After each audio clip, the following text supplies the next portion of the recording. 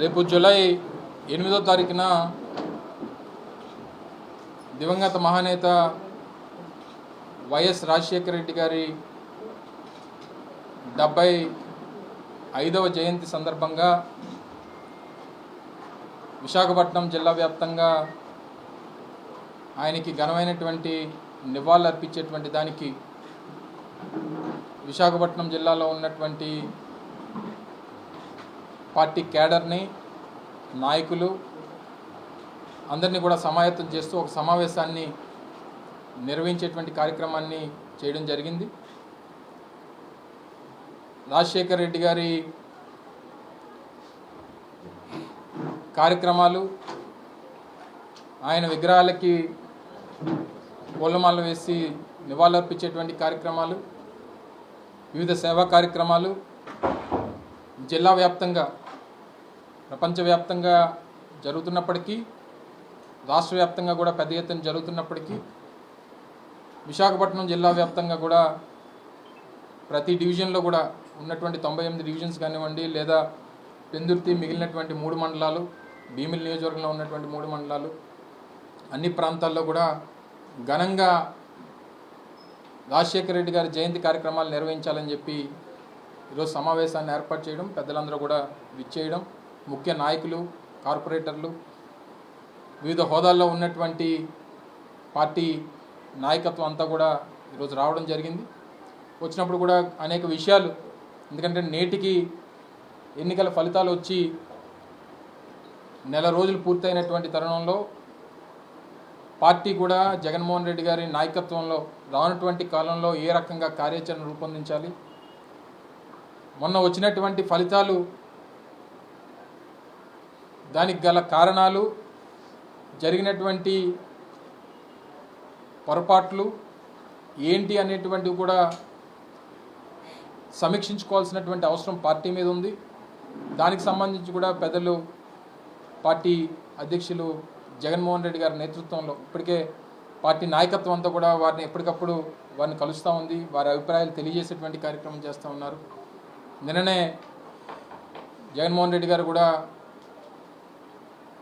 విజయవాడ రావడం, ఈరోజు నెల్లూరు పర్యటనకి వారు వెళ్ళడం, మా పార్టీ మాజీ శాసనసభ్యుల్ని వారిని కలవడానికి వెళ్తూ ఉన్నారు.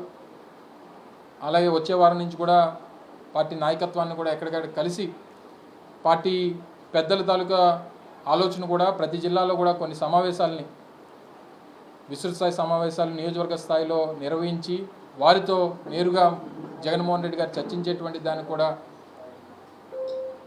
కార్యక్రమాలు రూపొందిస్తే బాగుంటుంది అనేటువంటి ఒక అభిప్రాయాన్ని పార్టీ నాయకత్వం కూడా ఆలోచన చేస్తూ ఉంది. సో డెఫినెట్గా రానున్నటువంటి కాలంలో ప్రజల పక్షాన, ఎందుకంటే ఇప్పుడు గడిచినటువంటి నెల రోజులు ప్రభుత్వం పరిపాలన గురించి కానీ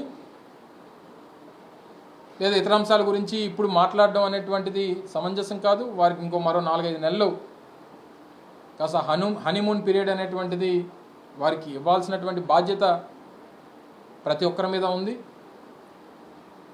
కానీ ఎక్కడికక్కడ ప్రశ్నించేటువంటి ప్రజల తరపున, ప్రజల పక్షాన ఎప్పుడు ఏ పొరపాటు చేసినా దాన్ని ప్రశ్నించేటువంటి బాధ్యత ప్రజల పక్షాన వైఎస్ఆర్ కాంగ్రెస్ పార్టీ తీసుకుంటుంది జగన్మోహన్ రెడ్డి గారి నాయకత్వంలో. ఎట్టి పరిస్థితుల్లో ప్రజాస్వామ్యం, ప్రపంచంలోనే అతిపెద్ద ప్రజాస్వామ్యం కలిగినటువంటి దేశంలో ఉన్నాం. ప్రజల తాలూకా తీర్పుల్ని గౌరవించాల్సినటువంటి బాధ్యత, మళ్ళీ తిరిగి ప్రజల తాలూకా మన్ననలు సంపాదించి మళ్ళీ జగన్మోహన్ రెడ్డి గారి నాయకత్వాన్ని రాష్ట్రానికి అందించేటువంటి బాధ్యతను తీసుకునేటువంటి దానికి పార్టీ కార్యకర్తలు, నాయకులు అందరూ కూడా కష్టపడతాం. దానికి ప్రతిసారి ప్రతి సమావేశంతో కార్యకర్తల్ని సమాయత్తం చేస్తూ, ఈ వాలంటీర్ వ్యవస్థ గత 5 సంవత్సరాలు ప్రజలకి ఉపయోగపడినటువంటి వ్యవస్థ, కానీ పార్టీగా పార్టీ కార్యకర్తల్ని మాకు దూరం చేసినటువంటి పరిస్థితి తీసుకొచ్చిందని చెప్పి రాష్ట్రంలో ఉన్నటువంటి ప్రతి ఒక్క వైఎస్ఆర్ కాంగ్రెస్ పార్టీ నాయకుడు, కార్యకర్త బలంగా నమ్ముతూ ఉన్నాడు. ముఖ్యమంత్రి ఆ రోజు జగన్మోహన్ రెడ్డి గారితో కూడా మాట్లాడినప్పుడు చెప్పడం జరిగింది, మీరు తీసుకొచ్చినటువంటి ఈ వ్యవస్థ, వాలంటీర్ వ్యవస్థ అనేటువంటిది ఈ రాష్ట్రంలో ఉన్నటువంటి 5 కోట్ల మంది ప్రజలకి బ్రహ్మాండంగా ఉపయోగపడింది. కానీ పార్టీగా మన పార్టీ నాయకుల్ని, కార్యకర్తల్ని ప్రజల నుంచి మనకు దూరం చేసింది అనేటువంటి అభిప్రాయాన్ని నేను వ్యక్తిగతంగా జగన్మోహన్ రెడ్డి గారి దగ్గర వ్యక్తపరిచేటువంటి అవకాశం నేను తీసుకున్నాను. దాంతో రాష్ట్రంలో ఉన్నటువంటి కార్యకర్తలు, నాయకులు అందరూ కూడా ఏకీభవించేటువంటి పరిస్థితి ఉంది. సో ఈ రకమైనటువంటి వాటి నుంచి మనం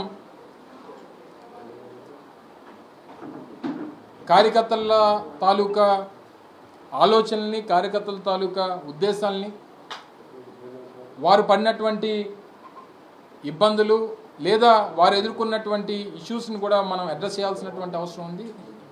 సో వీటన్నిటిని కూడా ఎప్పటికప్పుడు ఒకటి కాదు అనేక అంశాలన్నింటినీ కూడా సమీక్షించుకునేటువంటి బాధ్యత పార్టీగా మేము కలెక్టివ్గా తీసుకుంటాం. జగన్మోహన్ రెడ్డి గారి దృష్టికి తీసుకెళ్తాం. మళ్ళీ బౌన్స్ బ్యాక్ అయ్యేటువంటి బాధ్యత, ఎందుకంటే ప్రజాస్వామ్యంలో ప్రతి రాజకీయ పార్టీ, ప్రజలు ముఖ్యంగా పార్టీలో ఉన్నటువంటి కార్యకర్తలు మనోభావాలకి అనుగుణంగా ముందుకెళ్తే తప్పకుండా ప్రజల మన్ననలు సంపాదిస్తామన్నటువంటి నమ్మకం ఉన్నటువంటి వ్యక్తులుగా డెఫినెట్గా దాన్ని అనుసరించేటువంటి బాధ్యత తీసుకుంటాం. వారి అభిప్రాయాలు సరే, కొంతమంది బరస్ట్ అయ్యేటువంటి పరిస్థితి ఉంటుంది. కొంతమంది సమావేశాలు పెట్టినప్పుడు కొంచెం ఓపెన్గా మాట్లాడేటువంటి పరిస్థితి ఉంటుంది.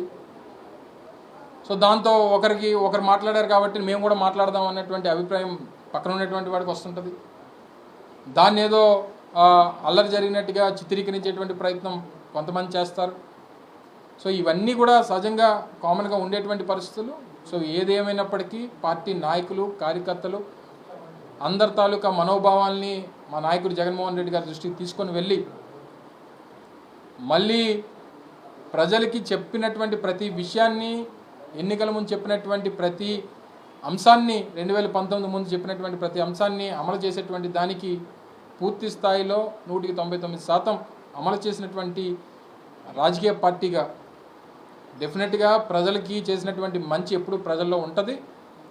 సరే, వారు ఏం కోరుకున్నారు, దేనివల్ల ఇబ్బందులు వచ్చాయి అనేటువంటిది అది మా సమీక్షల్లో, మా నాయకులు, కార్యకర్తల తాలూకు అభిప్రాయాల్లో దాని మీద మరింత స్పష్టత వస్తుంది. కాబట్టి మళ్ళీ అటువంటివి జరగకుండా చూసుకునేటువంటి బాధ్యత పార్టీగా తీసుకుంటాం అనేటువంటి విషయాన్ని కూడా ఈ సందర్భంగా మరొకసారి మీ ద్వారా మా నాయకత్వానికి, కార్యకర్తలకి అందరికీ కూడా మరొకసారి ఈ సందర్భంగా తెలియజేసుకుంటూ, ఏదేమైనప్పటికీ రేపు 8వ తారీఖున రాజశేఖర రెడ్డి గారి జయంతి కార్యక్రమం మాత్రం పెద్ద ఎత్తున విజయవంతంగా నిర్వహించాల్సినటువంటి బాధ్యత ప్రతి ఒక్క వైఎస్ఆర్ కాంగ్రెస్ పార్టీ కార్యకర్త తీసుకోవాలని, అందులో మరి ముఖ్యంగా 75వ జయంతి కాబట్టి డెఫినెట్గా పెద్ద ఎత్తున దీన్ని నిర్వహించేటువంటి దానికి చేస్తాం. అలాగే మా రీజనల్ కోఆర్డినేటర్ గారు సుబ్బారెడ్డి గారు కానీ, మిగిలినటువంటి మా పార్టీ సీనియర్ నాయకులు కానీ అందరం కూడా స్థానికంగా ఉన్నటువంటి అనేక కార్యక్రమాలన్నింటినీ కూడా పర్యవేక్షిస్తూ వాటిని విజయవంతం అయ్యేటువంటి దానికి ప్రతి ఒక్కరూ సహకరించాలని చెప్పి మీ ద్వారా కోరుతా ఉన్నాం. Thank you.